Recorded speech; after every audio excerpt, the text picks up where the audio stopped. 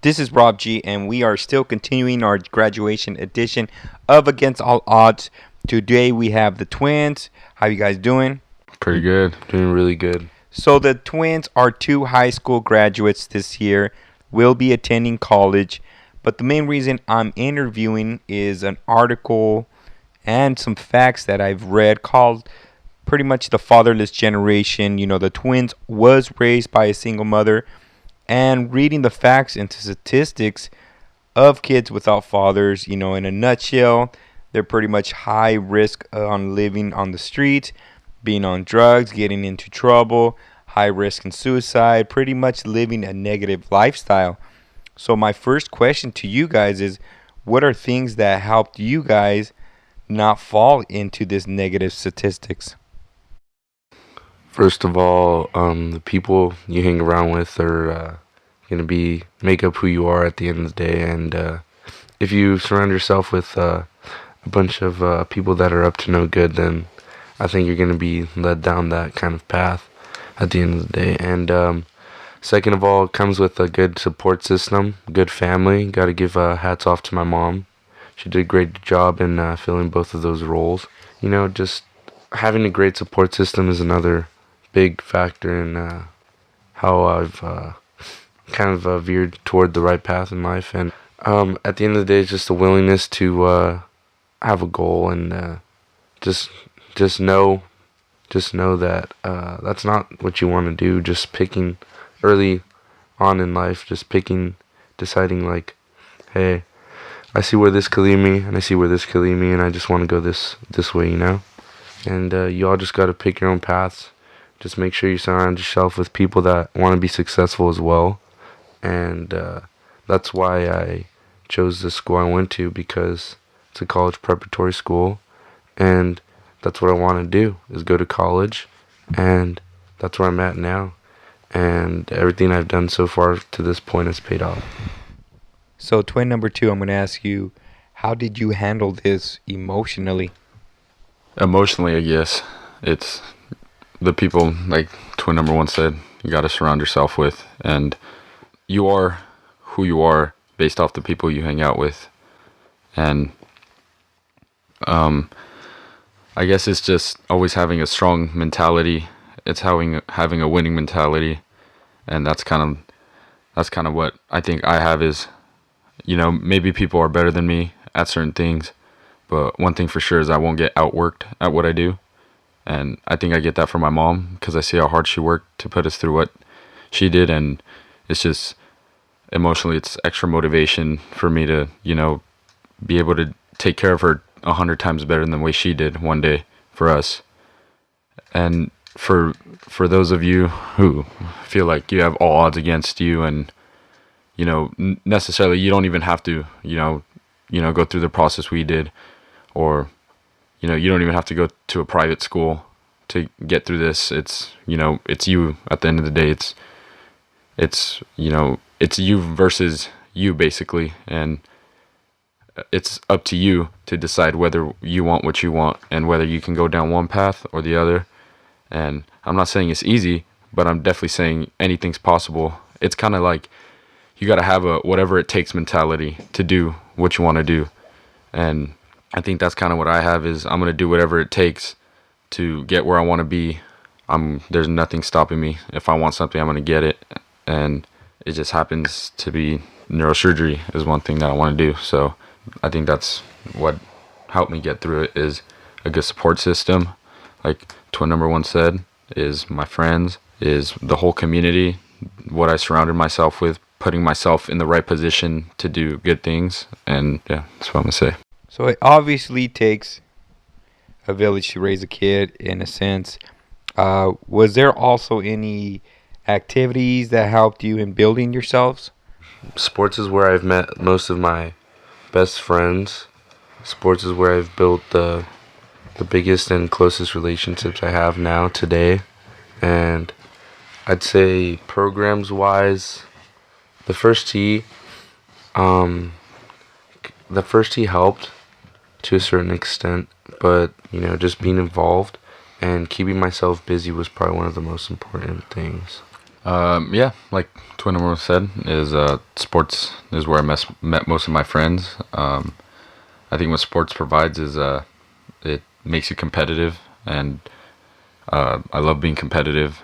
Not only, I mean, I think being competitive in physical activities translates into the classroom too. So brings out the better in you. Not only that, but you learn how to work as a team with other people, and you learn how to work with people, which is pretty vital aspect in the real world in terms of jobs or team building exercises, or maybe even one day you're leading groups.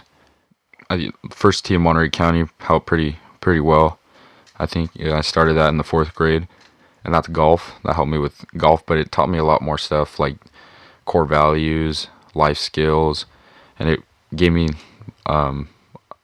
national opportunities to go meet other people in the world that I never thought I'd meet. So I think that's cool.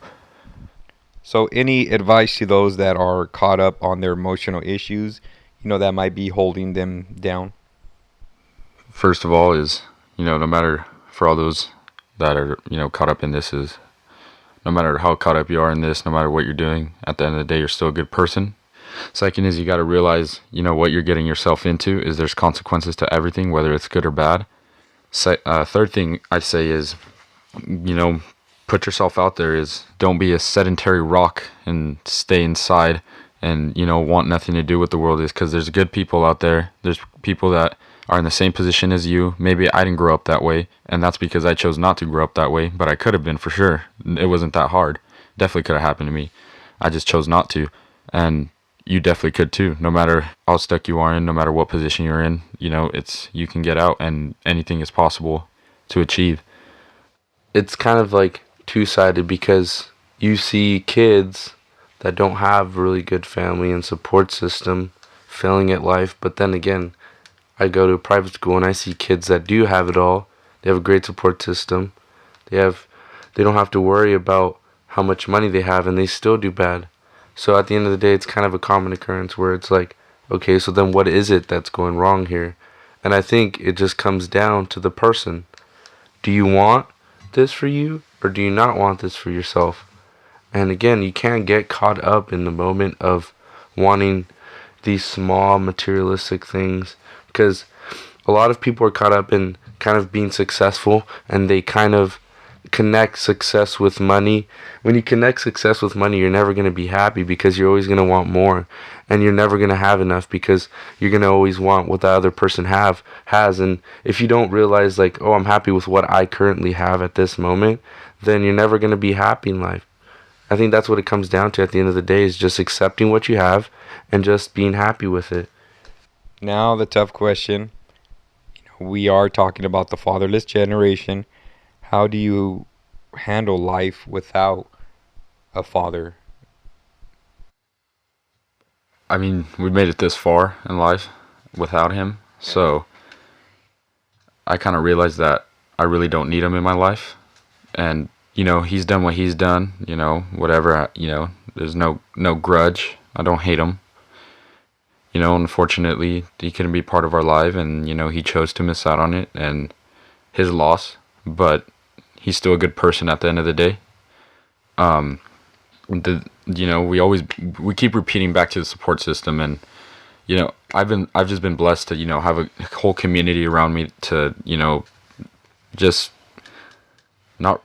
I guess I've never really coped with not having him around. Like it's never really hit me like, oh yeah, I don't have a dad. Like, oh man, like what am I gonna do? Am I gonna cry about it? It's like life goes on, and it's a beautiful thing that life goes on. And luckily I've had uncles, and I had plenty of male figures in my life that have taught me what it is to be a man. And luckily I've been able to become a independent man myself, and learn to take care for myself, and learn who I really am as a true person, and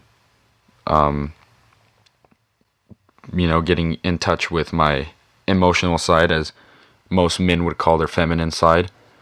But it's okay to cry, and that's something I've learned. And it's okay to talk about your feelings, and it's okay, because I feel like that's what real men do. Is real men talk about their feelings, and they get through. That's how you get through stuff. Is not curling yourself up in a ball and saying the world's over because you don't want to man up and do anything about it. So, it's just, yeah, I've never really had to cope with not having a dad. It's not something that I really thought about. It's just something that's been there, and yeah, it's been hard. It's been hard to get where I'm at. It's really hard, but I've just always, I thank God that I've had the people around me to help me, get through it. And, wherever he is, I hope he's doing good. And I hope all is well for him. And if he ever decides to come back in my life, well, then I guess I won't unnecessarily be looking forward to that day. But, it's if it happens, it happens. If it doesn't, it doesn't.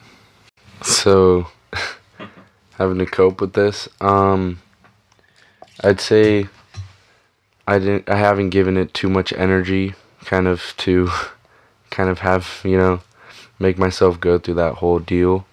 I've really taken a lot of I'd say a lot of pride in the relationships I forged over these, years without him. But I think it's about having a certain perspective and attitude is the way I've coped with a lot of it. Is just kind of being kind of saying, okay, wow, I don't have my dad. Wow, that sucks. But what good came from that? What good came from a certain situation? And in this case, what good came from not having a dad was I was able to get way more closer relationships with my other family members that I honestly probably wouldn't have. My grandparents, I'm so close with them. They're like my second parents. My uncles, I'm so close with them. They're like my dads, you know what I'm saying? So instead of not getting one dad, I have 4 or 5 dads. And it's just the way you can cope with things is looking for the good in everything. And if you can look for the good in everything, then your whole world's going to change. Okay, so I thank you so much, twins, for having the courage to get on the microphone and just to pretty much share your guys' stories. And very happy that you guys did not fall into that statistic pit. And just to show that there are hope. And best of luck on you guys going to college. And until next time. Thank you very much. Thank you.